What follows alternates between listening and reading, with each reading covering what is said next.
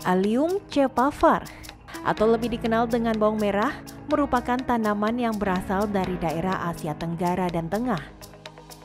Lewat kolonialisasi, bawang merah juga akhirnya menyebar di Eropa hingga ke daratan Amerika.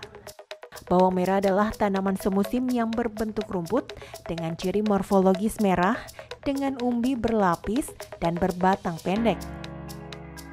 Akarnya merupakan akar serabut yang menancap pada kedalaman 15 hingga 30 cm di bawah tanah.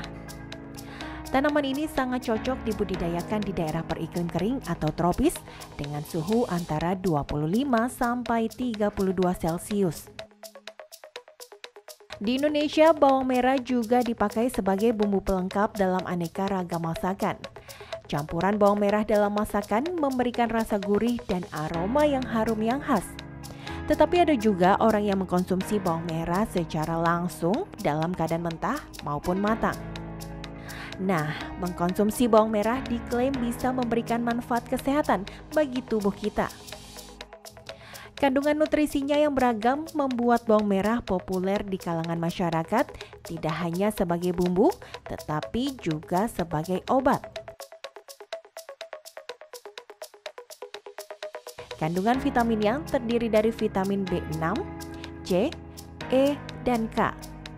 Selain vitamin, juga ada beragam mineral lainnya, seperti kalsium, magnesium, potasium, dan fosfor. Aneka vitamin dan mineral tersebut cukup membuat bawang merah populer. Food Research International menyebutkan bahwa ekstrak bawang merah mampu membunuh sel kanker 4 kali lebih besar daripada ekstrak bawang yang berwarna pucat. Ini berarti kandungan zat anti kanker pada bawang merah lebih tinggi dibandingkan bawang putih yang selama ini menyandang predikat sebagai obat pencegah kanker. Tapi tahukah Anda kalau mengkonsumsi bawang merah bisa menyebabkan efek samping loh? Orang Indonesia percaya kalau konsumsi bawang merah berlebihan bisa menimbulkan gangguan pencernaan hingga bau mulut. Benarkah demikian? Saksikan jawabannya di Ayo Hidup Sehat kali ini.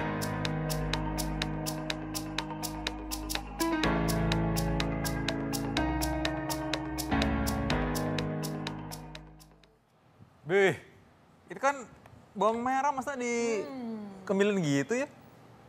Enak, ini gurih. Ih, nanti bau mulut sama bau badan. Tapi kalau di TV mah nggak kelihatan sih, yang penting cakep aja udah cukup. Nggak ada baunya. Nah tapi tau nggak, hari ini pas banget karena aku lagi pakai baju merah. Jadi kita mau bahas mengenai bawang merah. Baju putih. Jadi bawang putih. Iya. Nah, biasa sih yang baik yang bawang merah, bawang putih ya. Ya udah, oke deh. Langsung aja kita panggil narasumber kita hari ini, Dr. Tulus Satriasi, spesialis farmakologi klinik. Halo, selamat siang. Halo, dokter. Halo, Dok, siang, ini Dok. aneh banget dok, ada orang suka ngemilin bawang goreng. Nah, tapi bawang goreng ini kan enak, gurih dok. Iya, betul. Tapi emang bener apa bisa bikin bau mulut dok? Kalau digoreng kayaknya enggak deh, mungkin yang mentah kali ya dok. jadi kali ya. Sebenarnya kalau konsumsi dalam jumlah yang banyak sih ya, kan kalau misalnya di sayuran atau di makanan masakan lain tetap dibumbuin pakai minyak bawang goreng kan. Nah, tapi Gitu. aku lebih suka sebenarnya kalau bawang yang kayak gini langsung nih, bawang merahnya. Nah, karena banyak yang punya nih. Apa tuh fakta mitos kita hari ini? Nah ini katanya kalau misalnya konsumsi bawang merah ini dapat mengobati sakit perut. Ini fakta atau mitos dok? Itu mitos. Oh, Tapi banyak yang pakai loh. Kadang-kadang waktu kecil kan ini bisa ditumbuk, terus diolesin di perut gitu. Iya, jadi kan memang kalau itu kita bilang fakta atau mitos, kita berdasarkan penelitian ya. Iya. Nah, untuk penelitiannya ke mengobati sakit perut itu memang terbuktinya baru ada zat aktif prebiotik di situ. Ada inulin sama FOS ya, oligosakarida gitu, fruktooligosakarida yang membantu sebenarnya proses pencernaan kan. Dan lagi di situ juga ada antioksidan serta anti inflamasinya juga. Contoh zatnya namanya quercetin itu. Nah, dia kan untuk menginflamasi atau anti peradangan bagus. Nah, tadi tuh. Oke, tapi Penasaran itu nggak tadi? Inulin, Iya. oligosakarida, sama tadi Iya quercetin. benar. Ini masyarakat pasti penasaran apa sih itu dok? Oke, kalau inulin sama fruktooligosakarida itu kan sebagai prebiotik, dia sebenarnya membantu bakteri yang dapat membantu untuk menyeimbangkan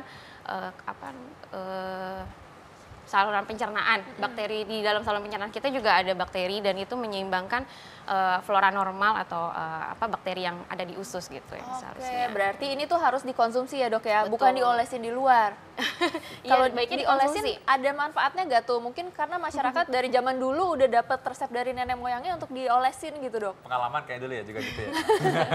Sebenarnya belum ada penelitiannya yang jelas untuk diolesin aja. Biasanya sih emang dimakan, dikonsumsi. Jadi bisa dalam bentuk lundungan biji gitu atau dia dalam bentuk bawang goreng gitu ya. Intinya dalam masakan sebenarnya kita udah dapat manfaatnya gitu. Cuman kalau misalnya untuk dioles kan biasanya ditambahin kayak minyak telon atau minyak kayu putih. Jadi ya mungkin itu yang ngebantu juga ya. Nah, kalau pasienku udah tersila, mereka tuh suka takut kolesterol. Karena itu mereka beranggapan bahwa kalau misalnya konsumsi bawang merah ini dapat menurunkan kolesterol. Mitos atau fakta? Mitos. Mitos ya. Iya, Kenapa penelitiannya masih terbatas banget. Jadi penelitian yang pada manusia bahkan udah dibandingkan dengan obat yang standarnya untuk kolesterol yaitu simvastatin. Nah itu masih lebih baik simvastatin dibandingkan sama bawang merah aja gitu. Tapi untuk yang pada binatang dia memang bisa ada zat-zat yang untuk menurunkan si kolesterol itu. Oke, berarti intinya kalau misalnya udah ada kolesterol harus tetap minum obat ya dokter Vito ya. Ya kalau emang sudah harus minum obat, jangan takut. Ya. Oke, Tapi ada lagi teman kolesterol tuh. Tahu nggak? Ini katanya nih bawang merah ini dapat menstabilkan tekanan darah. Fakta atau mitos dok? Mitos. Mitos, lagi-lagi Iya, mitos. Kenapa ya. dok? Sebenarnya sih untuk menstabilkan tekanan darah ini berhubungan juga sama yang kolesterol. Karena itu di situ lebih ke penyebab dislipidemi atau kadar lipid yang dalam darah, kadar lemak yang berlebihan ya, tentunya lemak yang jahat gitu. Nah ini kalau yang untuk tadi menurunkan tekanan darah belum benar-benar pasti di penelitiannya di situ, baru ke menurunkan kadar lipidnya aja. Oke.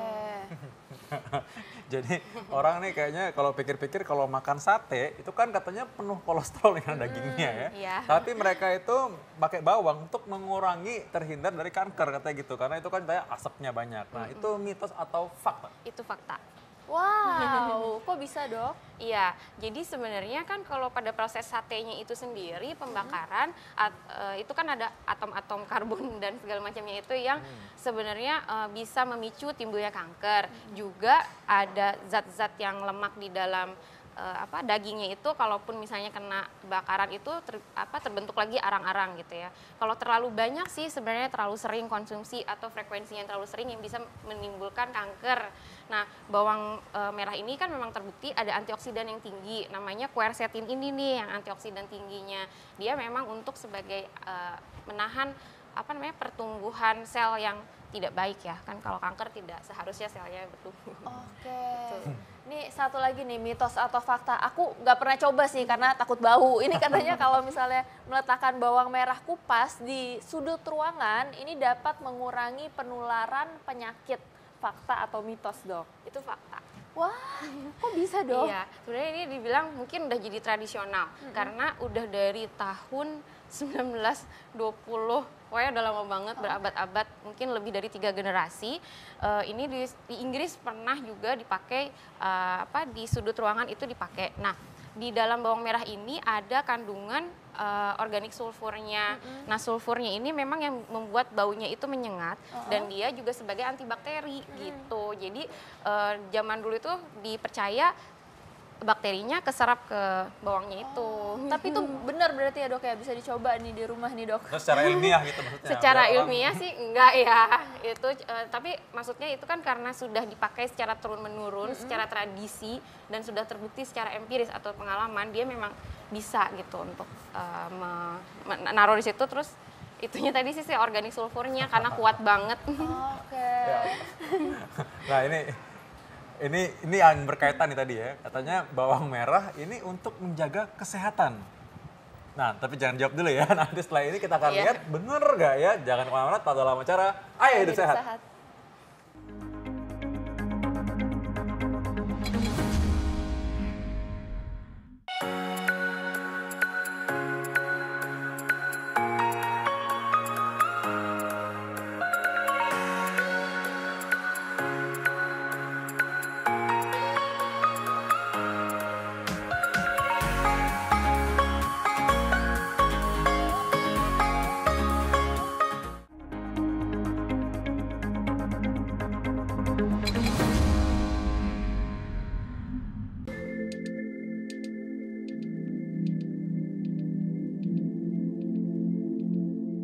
Bawang merah termasuk tanaman bumbu yang banyak dimanfaatkan bagi manusia. Masakan terasa kurang sedap bila tidak dilengkapi dengan bumbu dapur yang satu ini. Nah, produk olahan dari bawang merah pun cukup bervariasi, sehingga prospek bisnisnya produk olahan bawang merah masih sangat terbuka. Contohnya bawang goreng. Produk olahan bawang merah ini tak hanya dapat memperkuat aroma, tetapi juga berfungsi sebagai penyedap rasa masakan. Bawang goreng sebagai penyedap masakan memang sudah cukup dikenal luas oleh masyarakat. Pembuatannya pun tidak sulit dan termasuk dalam kategori usaha kecil menengah yang tidak membutuhkan modal besar. Usaha bawang goreng ini juga bisa dilakoni di rumah dalam bentuk usaha kecil rumah tangga. Lantas bagaimana sih jalannya proses produksi pada industri rumahan seperti bawang goreng ini? Adakah manfaat kesehatan dari produk olahan bawang merah ini? Mari kita lihat langsung di lapangan bersama tim Ayo Hidup Sehat.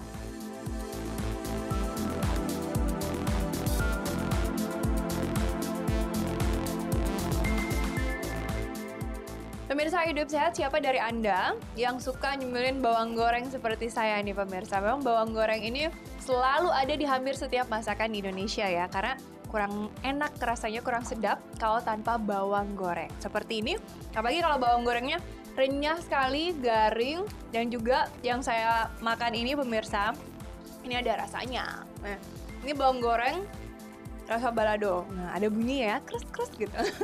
Nah, percaya atau tidak bahwa bawang goreng yang serenyah ini itu dikerjakan di industri rumah tangga? Nggak percaya dan mau tahu bagaimana cara bikinnya?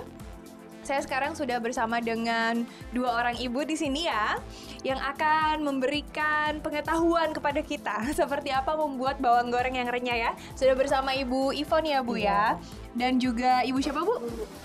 Ibu Lulu. Oke, Bu Ivoni dan Bu Lulu, ini apa aja sih bahan-bahannya untuk membuat bawang goreng renyah? Apa aja nih Bu bahan-bahannya? Bahan-bahannya bawang merah. Terus apa lagi Bu? Terus kita pakai tepung terigu. Dan untuk rasanya kita pakai 5 rasa. Ada jagung bakar, keju, sapi panggang, balado, dan ayam bakar. Nah, kita mulai prosesnya Kita bisa mulai ya? prosesnya. Oke, nah ini pemirsa sudah dikupas nih bawangnya yang tadi ya masih utuh, kemudian sudah dikupas. Sekarang ini Bu Lulu dan Ibu Ivoni lagi iris-iris bawang. Biasanya kalau sehari itu bisa memproduksi berapa bungkus? Omsetnya menjanjikan nggak sih Bu? Ya, Alhamdulillah ya. Berapa aja saya terima, alhamdulillah. Oke, biasanya kalau dalam 1 kilo itu Iya. menghasilkan berapa bungkus? Kurang lebihnya 10 bungkus. Sekarang langkah selanjutnya setelah diiris, dimasukin ke dalam tepung supaya renyah ya. Ini diaduk-aduk dulu sampai tepungnya lengket di bawangnya semua. Nanti setelah ini apa Bu? Goreng. Digoreng ya.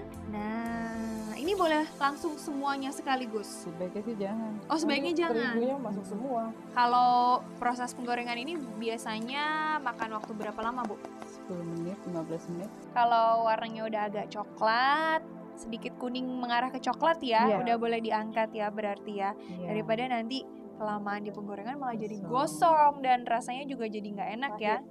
Nah, ini saya cicipin dulu ya Ibu ya. Nggak sabar bawangnya soalnya seger. ini baunya udah enak banget pemirsa nih. Bawang goreng original ya Bu, belum Original. ditambahin apa-apa.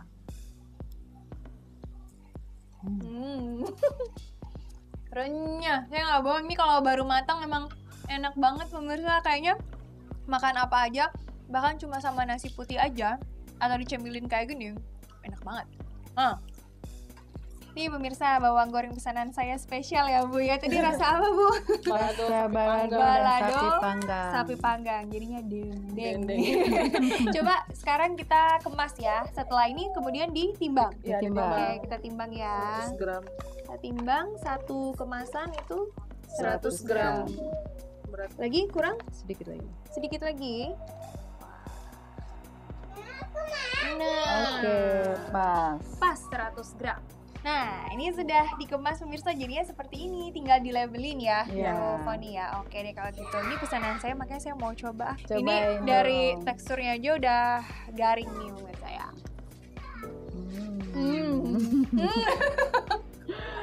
Enak Bener deh, ini kayak Pakai bukan nasi bawang enak ya. goreng. Kalau yang ada rasanya kayak gini, Enak kan dimakan begini?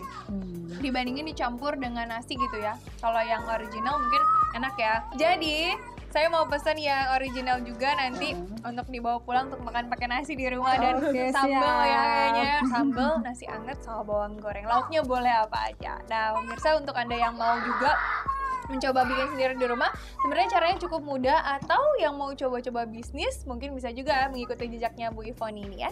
Kita kembali ke studio. Keripik bawang enak tuh. Thank you ya Lidinanda, enak banget ekspresinya maksudnya.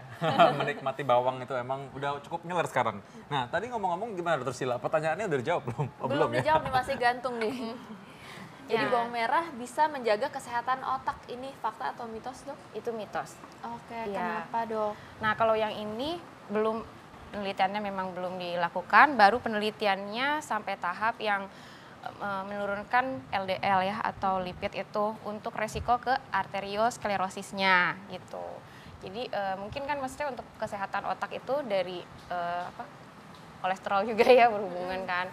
Ya masih belum ada penelitian yang jelas ya. Nah itu berikutnya nih. Sebelum kita fakta atau mitos berikutnya nih, coba secara singkat aja nih, daun bawang ada gunanya nggak nih?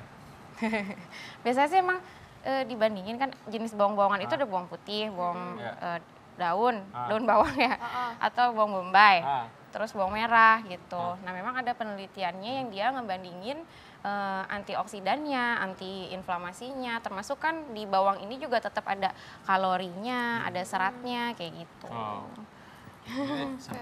Kalau misalnya untuk mengobati masuk angin nih, masyarakat masih percaya kalau itu fakta. Itu sebenarnya mitos atau fakta tuh, Dok? Masuk angin mitos ya. Mitos. Kalau keluar angin gimana? Keluar angin. Itu Jadi yang kan bahaya sebenarnya. Masuk angin doang nggak merugikan masyarakat. Nih kalau keluar angin merugikan masyarakat. bau ya.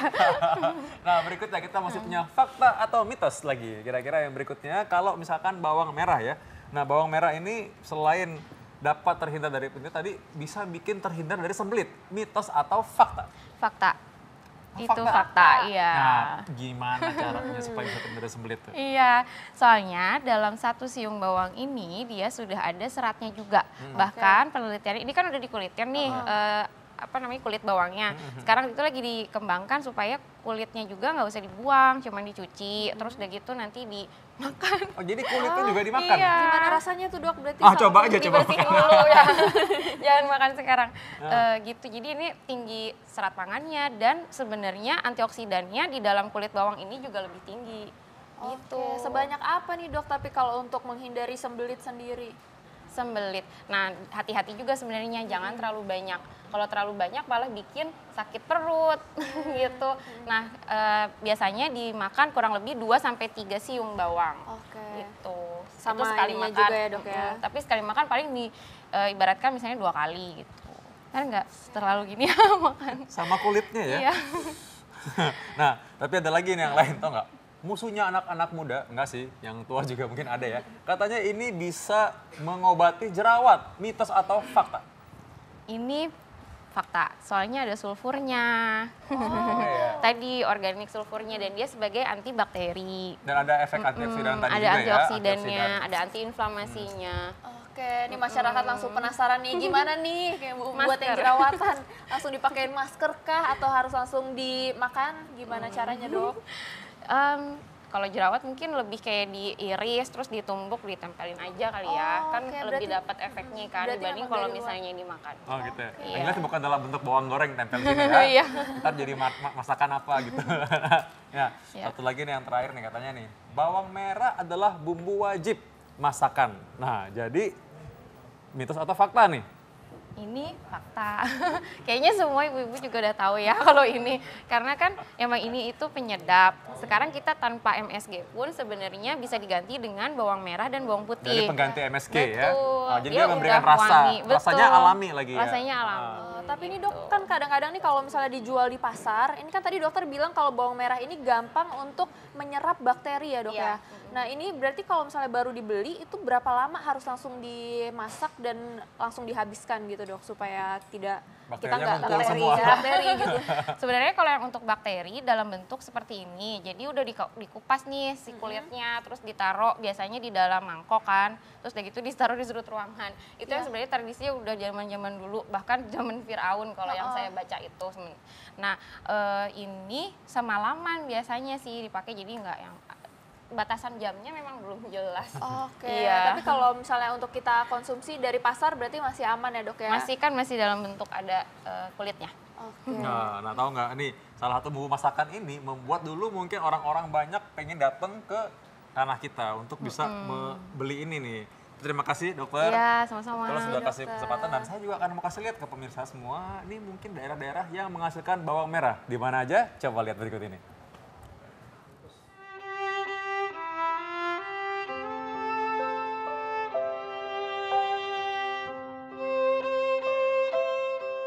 Pemirsa, sejak dulu Indonesia sudah terkenal dengan kekayaan alamnya. Salah satunya adalah rempah-rempah.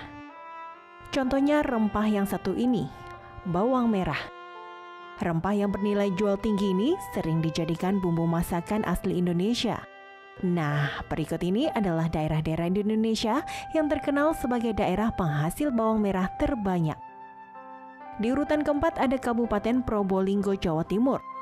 Dari data situs resmi Kabupaten Probolinggo, daerah ini mampu menghasilkan lebih dari 60.000 ton bawang merah setiap tahunnya. Selain itu, pemerintah Kabupaten Probolinggo juga terus melakukan perluasan lahan guna menambah kapasitas produksi bawang merah di wilayahnya. Di posisi ketiga ada Kabupaten Bima di Nusa Tenggara.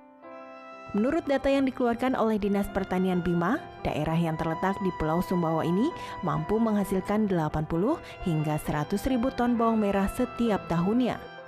Selain penghasil bawang merah, daerah yang dinobatkan sebagai wilayah terpanas di Indonesia ini juga memproduksi jagung sebagai salah satu sumber pendapatan asli daerah. Peringkat kedua ditempati oleh Kabupaten Nganjuk, Jawa Timur. Dari data yang dikeluarkan oleh Badan Pusat Statistik Provinsi Jawa Timur, Kabupaten Nganjuk berhasil memproduksi 130.000 ton bawang merah setiap tahunnya. Maka tak heran jika Nganjuk mampu mengekspor sebagian besar produksi bawang merahnya ke negara tetangga, seperti Singapura dan juga Thailand. Kabupaten Brebes menjadi pemuncak dalam daftar daerah penghasil bawang merah di Indonesia. Sudah jadi rahasia umum jika daerah yang terletak di Provinsi Jawa Tengah ini menjadi sentra penghasil bawang merah terbesar di Nusantara. Daerah yang juga terkenal dengan produksi telur asin ini mampu menghasilkan 300 hingga 350.000 ton bawang merah setiap tahunnya. Sama halnya dengan Kabupaten Nganjuk, Kabupaten Brebes juga mampu mengekspor sebagian besar bawang merahnya ke Thailand.